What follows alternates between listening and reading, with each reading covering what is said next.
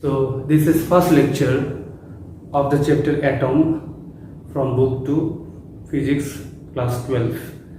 So in dual nature of radiation matter में मैंने 3 video दिया है।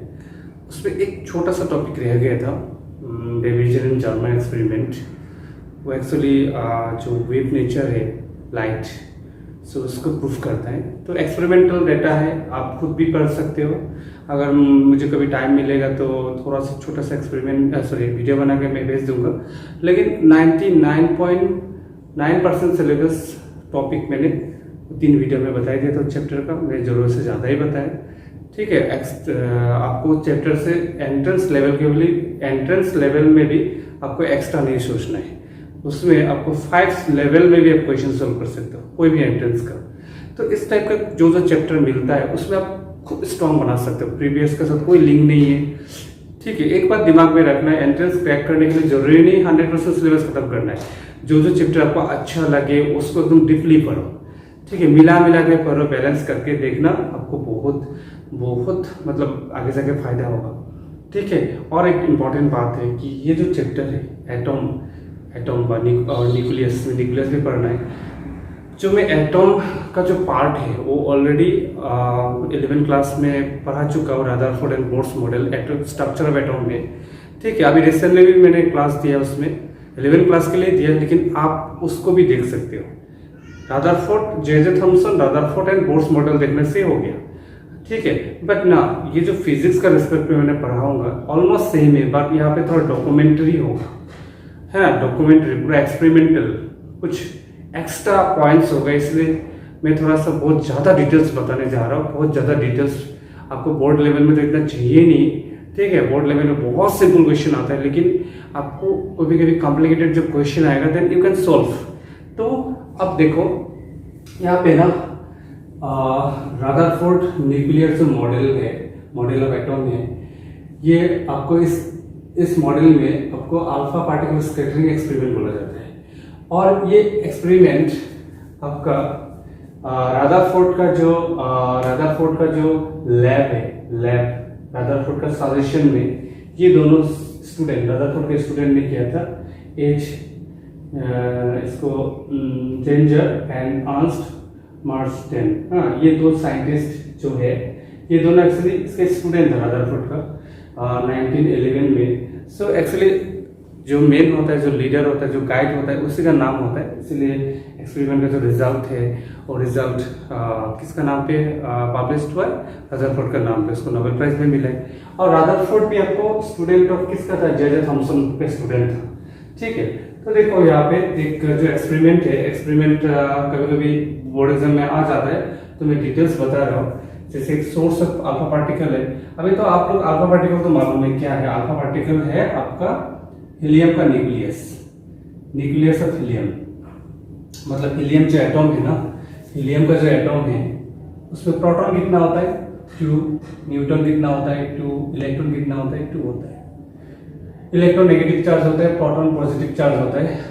अगर इस दोनों इलेक्ट्रॉन को रिमूव कर देंगे ना, नॉर्मली हीलियम न्यूट्रल होता है, लेकिन ये 2 इलेक्ट्रॉन को न्यूट्रल कर देंगे तो क्या होगा, हीलियम पर सिर्फ न्यूक्लियस बचेगा।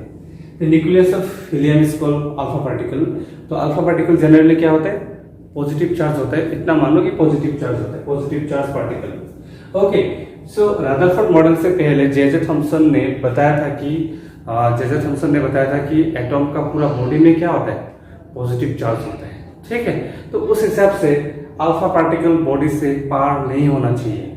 पॉजिटिव अल्फा पार्टिकल एटम का बॉडी में भी पूरा पॉजिटिव है। पॉजिटिव में क्या होता है, रिपल्शन होता है। तो this is the source of alpha particle, मतलब सोर्स ऑफ पॉजिटिव चार्ज, ठीक है। और इस अल्फा पार्टिकल जो जिस स्पीड में निकल रहे हैं ना, उसका एनर्जी ऑफ अल्फा पार्टिकल है 5 mega electron volt to 77 mega electron volt.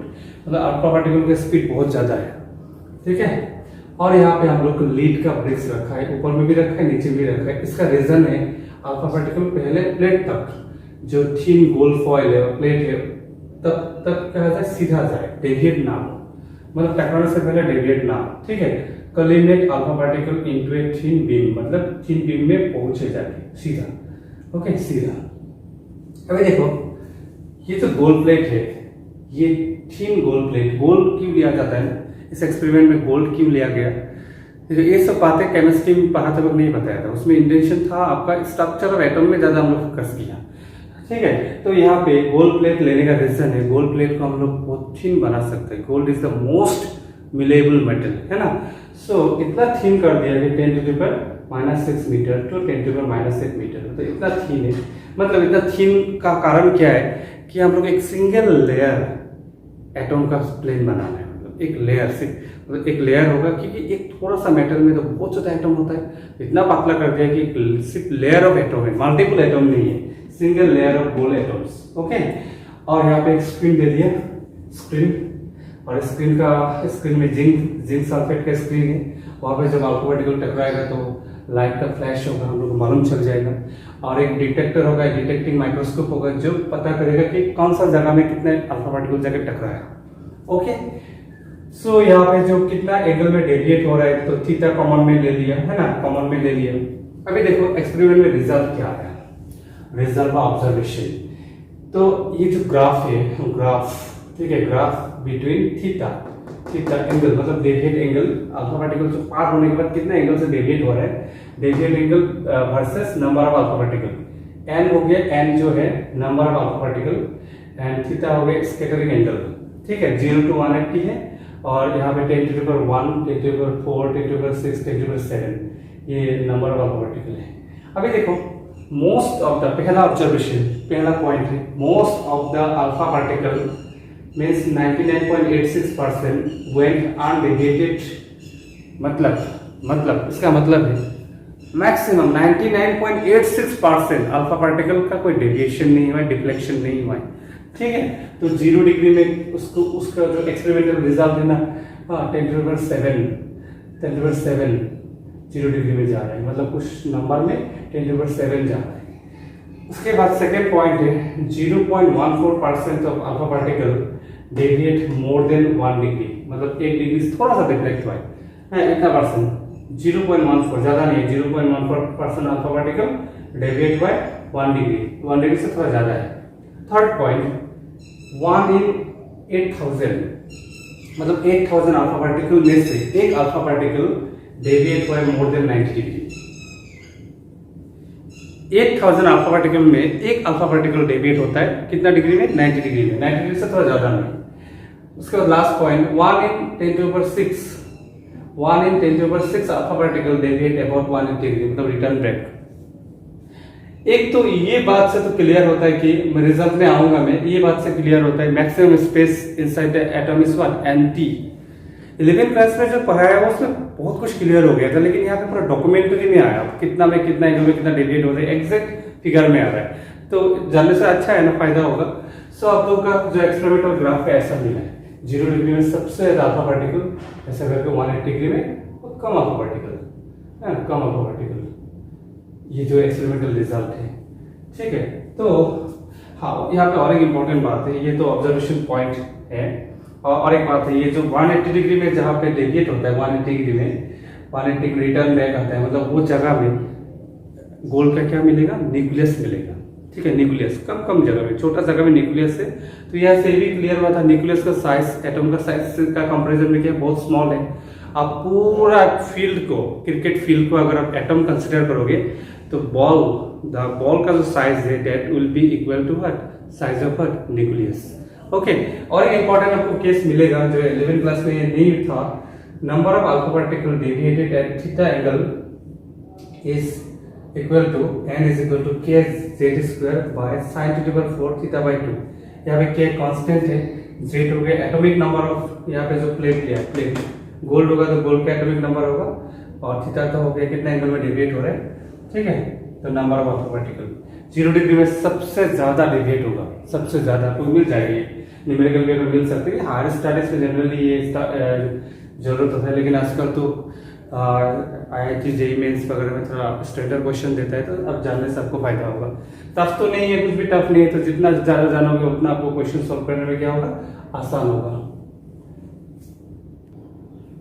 So next one numerical, if 1000 alpha particles are scattered at 60 degree, find the number of alpha particles scattered at 90 degree। options are given 2000, 4000, 500, 250. तो we have formula, ये लेकिन approximately है, हाँ, n is equal to के Z square sine to power 4, okay, theta by 2 होता है, लेकिन पहला वाला केस के लिए हम लोग क्या लिखा है 60/2 क्योंकि दिया हुआ है, एंगल 60 डिग्री दिया हुआ है, तो n कितना है 1000 है, 1000 दिया हुआ है, बाकी के मैंने एज इट इज रखा, Z as it is sine to power 4 30, 60/2 कितना 30, एक इक्वेशन बना दिया। नेक्स्ट अल्फा कितना अल्फा पार्टिकल होगा निकालना है, नेक्स्ट थीटा हम लोग चेंज कर देंगे, के जेड स्क्वायर सेम रहेगा कि सेम प्लेट का ऊपर गिर रहा है, तो साइन टू पावर 4 90/2 मतलब 45 डिग्री होगा, तो वी हैव टू इक्वेशन, तो 2 डिवाइड बाय 1 होगा x/1000, तो sine to the power 4 30 degree divide by sine to the power 4 45 degree, okay. So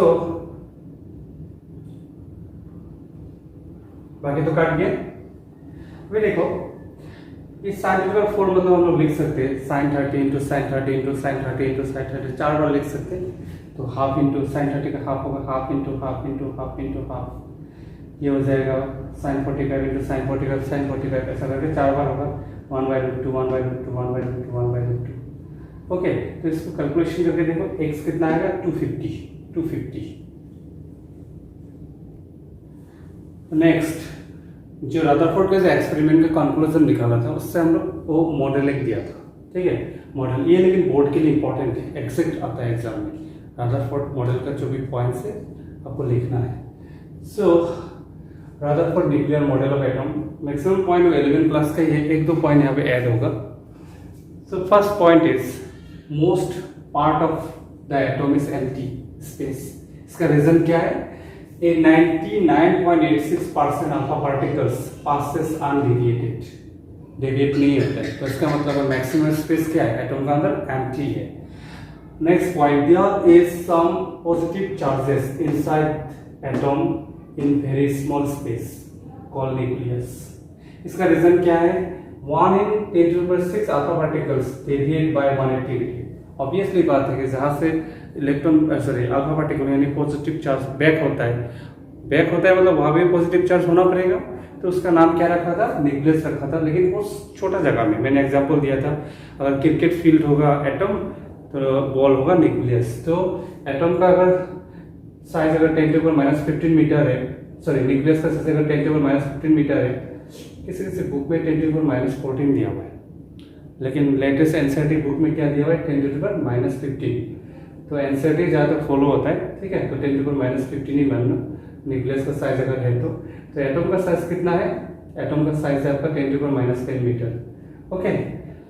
so next point है number of alpha particles scattered at particular angle theta is different for different metals, obviously बात है कि n का value number of alpha particle different metal पे different होगा, अगर gold plate था बोल के गोल्ड का जेड का वैल्यू पार्टिकुलर होगा, और सिल्वर लेके करेंगे तो जेड का वैल्यू अलग होगा, तो नंबर ऑफ अल्फा पार्टिकल किसी पार्टिकुलर एंगल में कितना मिलेगा दैट इज डिपेंड ऑन कौन सा मेटल आप यूज किया, इंपॉर्टेंट पॉइंट है, न्यू पॉइंट मिल रहा है, 11 क्लास में ये पॉइंट नहीं था। Next, electron are attracted by positive nucleus but electron don't move towards nucleus, ठीक है, ये तो एक्चुअली बाद में पता चलेगा ड्रॉबैक है, ये एग्जैक्टली ऐसा एक्सप्लेनेशन नहीं था। तो इलेक्ट्रॉन तो नेगेटिव चार्ज है, प्रोटॉन पॉजिटिव चार्ज है, न्यूक्लियस पॉजिटिव है, तो इलेक्ट्रॉन को तो अपना तरफ खींचेगा, तो वो, लेकिन इलेक्ट्रॉन न्यूक्लियस से मूव नहीं होता है बोल के बोला था रदरफोर्ड ने, उसका रीजन क्या है, इलेक्ट्रॉन तो सर्कुलर पाथ में घूमता है ना, तो बाहर सर्कुलर पाथ का बाहर की तरफ क्या होता है, सेंट्रीपिटल फोर्स होता है, ठीक है, mv²/r, तो वो डायरेक्शन लेके मैंने 11 क्लास में बताया था रोटेशन मोशन में, डायरेक्शन लेके तो खेली भी नहीं, यहाँ पे मैं बाहर बोलूंगा क्योंकि अंदर में क्या है आपका अट्रैक्शन फोर्स है, दोनों क्या हो जाता है आपका, दोनों बैलेंस हो जाता है, ठीक है, दोनों बैलेंस हो जाता है, तो बैलेंस होता है मतलब यहाँ पे जो अट्रैक्शन फोर्स है, जो सेंटर की तरह अट्रैक्शन फोर्स है, उस अट्रैक्शन फोर्स ने क्या किसको बैलेंस कर रहा है, centripetal force actually internal direction में है, यहाँ पे सेंट्रीपिटल फोर्स कौन एक्ट हो रहा है, इलेक्ट्रोस्टैटिक्स फोर्स एक्ट हो रहा है, तो हम लोग mv²/r को हम लोग किसका बराबर लिख सकते हैं, ये जो kq/r², ठीक है, क्योंकि यहाँ पे सेंट्रीपिटल फोर्स किसका मतलब इलेक्ट्रोस्टैटिक फोर्स किसका रोल प्ले कर रहा है, सेंट्रीपिटल फोर्स का रोल प्ले कर रहा है। लेकिन ना माइक्रोस्कोपिक पार्टिकल जैसे इलेक्ट्रॉन है ना, चार्ज पार्टिकल यहाँ पे, लेकिन ना बाद में देखा गया कि अट्रैक्शन फोर्स ज़्यादा होता है, वो न्यूक्लियस में आगे गिरने का क्या होता है, चांस होता है। So the next is distance of closest approach means estimation of size of nucleus. ये एक्चुअली ना न्यूक्लियस जो पढ़ेंगे ना उसमें भी पढ़ना है, और यहाँ से आपको बोर्ड में क्वेश्चन भी आता है, ठीक है। एक्चुअल न्यूक्लियस का पार्ट है, मैं यहाँ पे बताते हैं। जैसे मान लेते हैं कि हम लोग है ना, ये गोल प्लेट जो लिया था हम लोग, गोल प्लेट में एक न्यूक्लियस है, ऐसा न्यूक्लियस है, किसी भी गोल एटम का न्यूक्लियस है मान लेते हैं, ठीक है। सो न्यूक्लियस में पॉजिटिव चार्ज होगा, यहाँ से हम लोग अल्फा पार्टिकल ऐसा भेजा है, रिपल होके मतलब रिपल होके वापस आएगा, तो एक डिस्टेंस तो होगा ना जहाँ डायरेक्ट तो नहीं टकराएगा ना, आर नॉट मान लेते हैं, ठीक है, आर नॉट डिस्टेंस है। तो अल्फा पार्टिकल का तो इनिशियली आपका क्या होगा, स्पीड ज़्यादा है तो काइनेटिक एनर्जी है, ठीक है। और जा जाके रिपल मतलब जाके यहाँ पे न्यूक्लियस जो एकदम न्यूक्लियस का पाथ जो आ रहा है वो जाके रुक जाएगा, रुक के ना वापस जाएगा, तो फाइनल काइनेटिक एनर्जी क्या होगा, जीरो होगा। लेकिन जब काइनेटिक एनर्जी जीरो होगा तो उसमें कौन सा एनर्जी होगा, पोटेंशियल, तभी तो वापस जाएगा ना पोटेंशियल, फिर धीरे धीरे वापस जाते हुए स्पीड बढ़ेगा, पोटेंशियल लॉस होगा, किस क्या होगा, काइनेटिक होगा। तो यहाँ पे अगर मैं conservation of energy principle use करूँ तो क्या होगा, आपका initial potential energy plus initial kinetic energy is equal to final potential energy plus final kinetic energy. तो इनिशियल पोटेंशियल एनर्जी कितना होगा, के Q1, मैं डायरेक्ट अभी फॉर्मूला लिखूंगा, के Q1 Q2 by what, infinite, क्योंकि अल्फा पार्टिकल मान लो काफी दूर में है, इनफाइनाइट डिस्टेंस है, तब तो रिपल्शन फोर्स होगा भी नहीं, न्यूक्लियस इतना तो रिपल, जब अल्फा पार्टिकल वहां से निकला पहले तो रिपल नहीं करेगा ना, तो इनफाइनाइट डिस्टेंस से मानेंगे हम उसको, क्योंकि तो जीरो होगा, पोटेंशियल एनर्जी है ही नहीं, काइनेटिक तो काइनेटिक ही मान ले, मतलब काइनेटिक एनर्जी है पहले, is equal to final potential क्या होगा, के मतलब 1/4πε के लिखता हूँ, के आपको थोड़ा समझाना है, के हो गया, फिर अल्फा पार्टिकल का चार्ज कितना होता है 2e, ठीक है, 2 प्रोटॉन होता है, 2e प्लस में है इनटू यहाँ पे जो न्यूक्लियस में जो एटम होगा, प्रोटॉन होगा, वो क्या होगा, जेड नंबर ऑफ प्रोटॉन है और उसका चार्ज e है, डिवाइड बाय क्या होगा, आर नॉट स्क्वायर, और आर नॉट होता है पोटेंशियल एनर्जी, आर नॉट, ठीक है, प्लस काइनेटिक एनर्जी कितना होगा, 0, ठीक है। तो ये भी 0 हो गए। अभी काइनेटिक एनर्जी आपको मिल रहा है is equal to k 2k z into E square, okay, by R naught. So R naught क्या होगा, R naught is equal to होगा 2k z E square by के ई, ओके। अभी देखो आर नॉट हो गया न्यूक्लियस का, मतलब न्यूक्लियस का क्या आपका, न्यूक्लियस का मान लो रेडियस है, न्यूक्लियस का साइज है।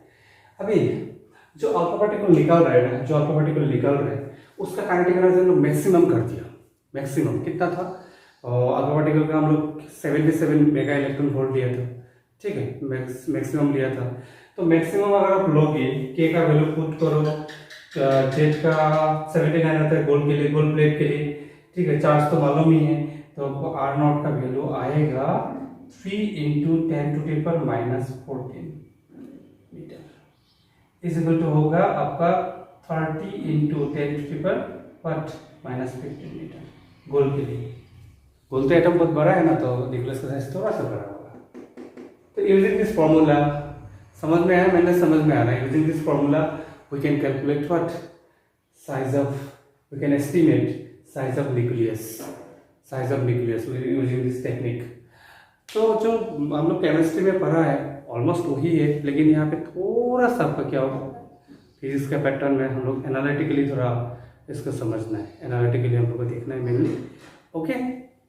एंड मैं इस चैप्टर को भी, मतलब मॉडर्न फिजिक्स में मैं जितना भी चैप्टर पढ़ाऊंगा अभी, आपको इसके अलावा एक्स्ट्रा नहीं पढ़ने से भी हो जाएगा, तुम पूरा डिटेल्स बता रहा हूँ, एक एक चीज़ को मैंने बता रहा हूँ, ठीक है, काफ़ी मेहनत करके बता रहा हूँ। तो बुक 1 में थोड़ा बहुत कॉन्सेप्चुअल है, और that is totally completely related to engineering. बहुत सारा बीएससी लेवल का चीज़ भी खींचना होता है। तो वहाँ पे मैंने 4th लेवल तक आपका हो गया। 5th लेवल में कुछ कुछ मैंने स्किप किया था हल्का फुल्का, लेकिन यहाँ पे मैं कुछ भी स्किप नहीं कर रहा हूँ। तो ये चैप्टर को और आपको समझ में भी आएगा क्योंकि काफ़ी कॉन्सेप्चुअल है। तो इसमें आप ठीक करके रखो। और जो जो थोड़ा सा आपको जिसको थोड़ा सा फिजिक्स डर लगता है, तो सेकेंड पार्ट को अगर ठीक रखने से भी आपको ना अच्छा खासा मार्क्स आ जाएगा। ओके, ऑप्शनल क्वेश्चन भी रहता है ना, तो सेकंड पार्ट से मार्क्स उठाना इट्स वेरी इजी। और प्रैक्टिकल में तो 30 मार्क्स मिल ही जाता है। लेकिन आपको तो नेगेटिव नहीं सोचना, अभी भी एनफ टाइम है। हाँ, 11-12 में ना कोई भी एकदम मास्टर नहीं होता है सबको। हम भी जब 11-12 में था ना, इतना कॉन्सेप्ट क्लियर नहीं था, लेकिन मेहनत का वजह से आगे बढ़ गया था, बाद में जाकर सीखा। ठीक है, अभी देखना आप जो स्टूडेंट सीरियस है पढ़ रहे हो ना, अभी जब 11 का वापस आप क्लास, अभी 11 में क्लास देने का ये भी एक रीज़न है। 11 का वापस आप देखोगे ना, बहुत इजी लगेगा। हाँ, स्ट्रक्चर ऑफ एटम देखो, अभी थोड़ा ब्रेन भी डेवलप हो गया, इलेक्ट्रोस्टैटिक भी सीख गया, 12 का बहुत सारा पार्ट 11 के साथ लिंक है। तो कॉम्बाइन करके अभी देखो सब चीज़ ईजी होते जाएगा। Okay, fine.